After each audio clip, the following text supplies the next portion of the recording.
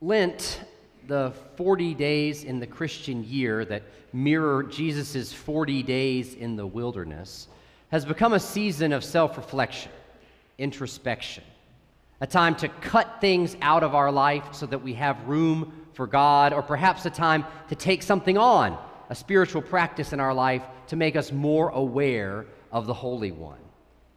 So maybe you've decided that you're going to give up Instagram for Lent, or chocolate. Or maybe you've taken on a spiritual practice, like using the activities in the Lent bags that we've sent home with you, or with reading the daily devotionals by your fellow church members, or by participating in almsgiving, adding certain items to your grocery list each week to support our mission partners in the community. During worship in this Lenten season, we're also going to be doing some self-reflection in this series called The Pharisee in Me. We're going to be going through passages in the Gospel of Matthew where Jesus ends up in conflict with the religious leaders of his day known as the Pharisees. So if we're going to spend 5 weeks looking at the Pharisee stories of Jesus, it probably is a good idea to first ask the question, what in the world is a Pharisee? The Pharisees were a school of thought in Judaism at the time of Jesus. They were one of several different schools of thought at that time, and it's helpful to understand who they were, to look at them in comparison with the others being the Sadducees, the Essenes, and the Zealots. The Sadducees were a small religious group of the Jewish people. They were mostly priestly class and upper-tier wealthy people in the community. They were quite Hellenized, which meant that they had adopted a lot of Greek and Roman practices into their daily life so that they could get along better with their neighbors, and it would help them climb the social ladder and earn more honor in the community. But that often meant that they would disregard or disobey outright the teachings of the Torah of Moses. This way of thinking led to a theology among the Sadducees that was very interested in the action of the people, and that your worth, your blessing from God, was evidenced by your well-being materially in society. There wasn't, therefore, much belief among the Sadducees in any kind of providential concern of God taking care of the world or working in human history. This led them finally then to disagree with any kind of belief in an afterlife or any kind of resurrection and final judgment of the dead. Right now is the moment before us, and you are the author of your own future. The Pharisees, in contrast to the Sadducees, were more of the people's party. They had a few important religious and political leaders, but the boundaries to become a member of the Pharisee community were much more fluid than they were for the Sadducees. Now, the Pharisees also were very emphatic on the way people behaved and what they did with their lives in the world, but they weren't concerned with social status. They were concerned principally with obedience to the Torah. So they had strict purity practices. They followed the purity laws of Moses.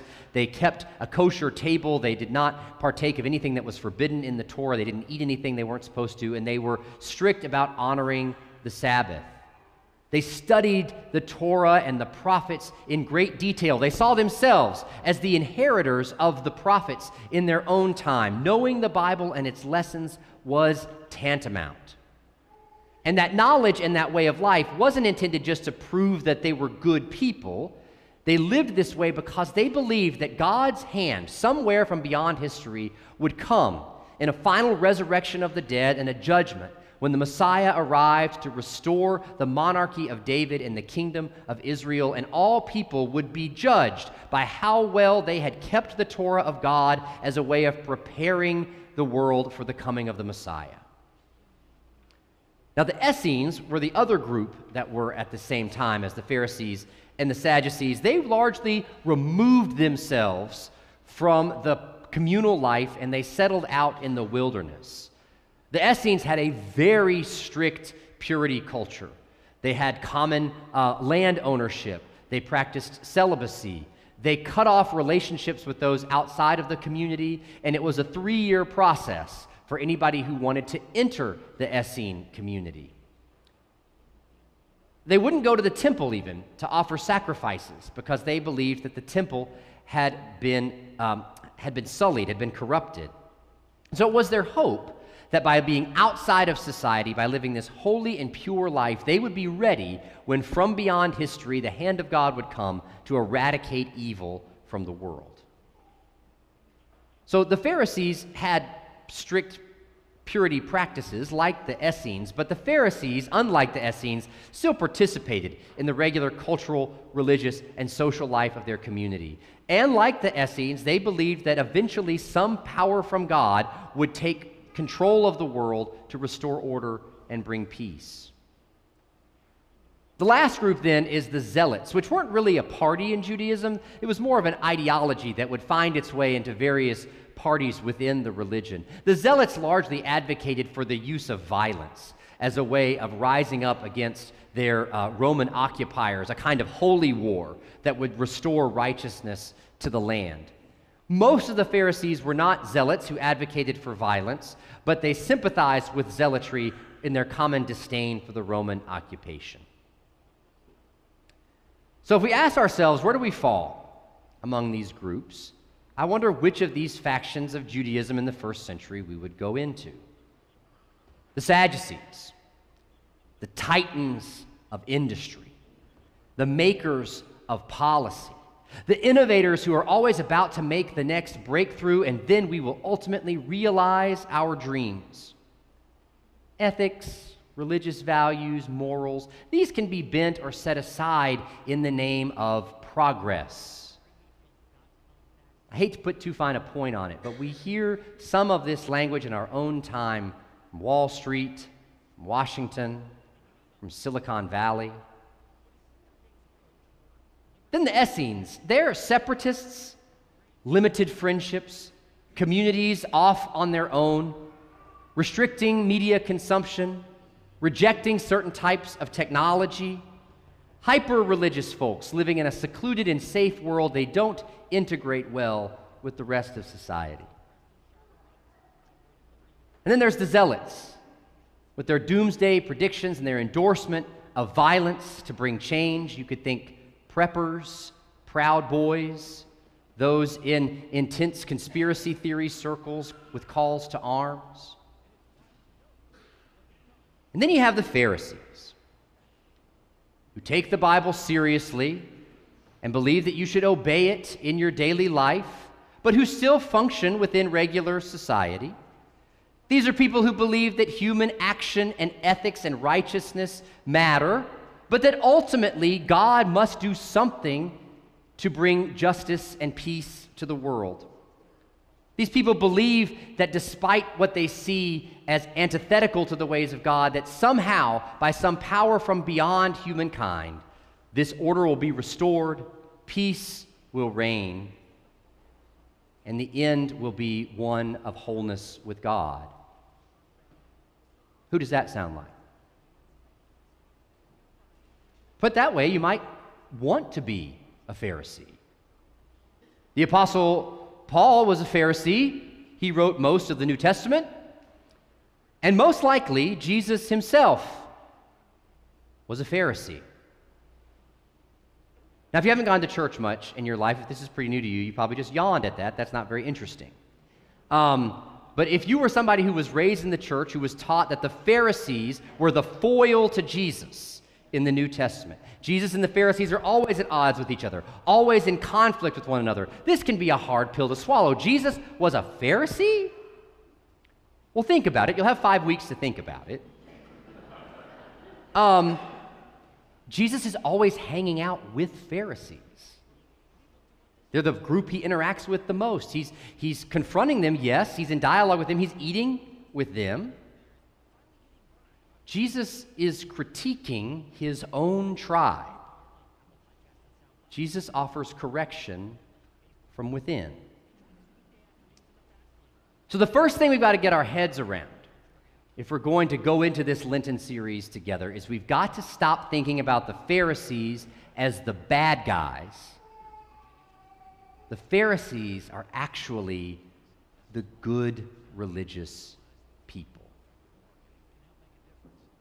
Swiss theologian Karl Barth talked about this 100 years ago in a sermon to his church in Sophenville. He put it this way: the Pharisees are, so to speak, the relatives of the prophets. They have something of the inexorable earnestness of Moses and the consuming zeal of Elijah. They have something of the interior, melancholic, passionate love of God that lived in Jeremiah. And we can go even further and say they had something of the defiant faith of Luther, of the holy rigor and conscientiousness of Calvin, and they had the energetic power of action that we find in Zwingli. These are the ones who confessed their sins, who honored the ways of God, who lived for good deeds in the world. And so then we have to ask ourselves, if they're the good religious people, why are they always in conflict with Jesus? It's because Jesus isn't good enough. Jesus is an enigma. Think about the story we just talked about today. Jesus walks along and he goes to a tax collector named Matthew, and he says, "Follow me." Matthew begins to follow him. He ends up at Matthew's house for dinner. That night, there's a bunch of other tax collectors and sinners who are there. I don't know exactly how to paint this picture so that it gives the offense that is intended, but here's some examples of who might be at that table in your world. Jesus is there with the loan sharks. He's there with the ambulance chaser. He's there with the Sackler family, with the guy in his MAGA sweatshirt, with the pimp, the prostitute, the drug dealer, that 30-year-old who still hasn't left his mother's basement. He's there with Wayne LaPierre. In fact, let's bring it home a little bit more. I'm going to ask you just a second to stand up and point to someone in this room that you would be offended to learn had gotten to eat with Jesus before you did. Just kidding, you don't really have to do that. But you get the point. Jesus is eating with people that good religious people would be scandalized to be seen with. It's so confusing that even the would-be allies of Jesus can't make sense of it. John the Baptist, his closest partner in ministry, sends his disciples, and they ask Jesus, why do we fast like the Pharisees fast, like good religious people are supposed to, and you and your disciples don't fast? The best answer they can get is, well, it's party time right now, but there'll be a time when it's not. So you see, good religious people have a hard time with Jesus because Jesus isn't that interested in how good we are. See, we want to be celebrated for making a difference, for spreading love, for impacting our community. We're the ones who adopt the disciplines, who come on Sunday and turn in our tithe, and we're the ones who read the devotions and bring our kids, and then we realize that Jesus isn't all that interested in telling us what a great job we're all doing. He's more interested in those who aren't doing well. He's investing in them, in folks who we're not even convinced will actually be able to make a change, regardless of the investment Jesus makes. Is this actually worth it, Lord?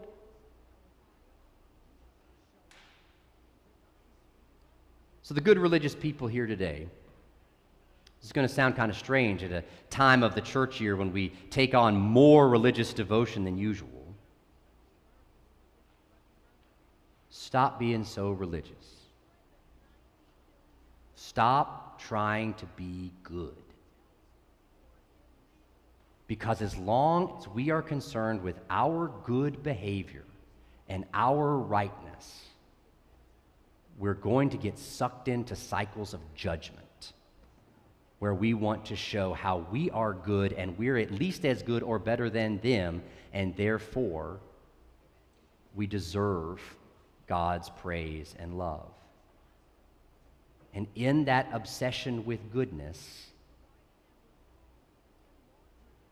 we do not understand mercy.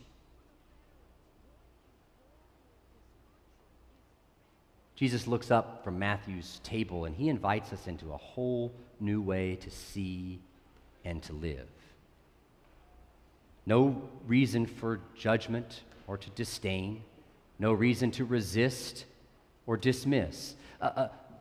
Righteous, sinner, tax collector, pure, impure, good, bad, these labels have to be cast aside if we're going to sit at the table with Jesus.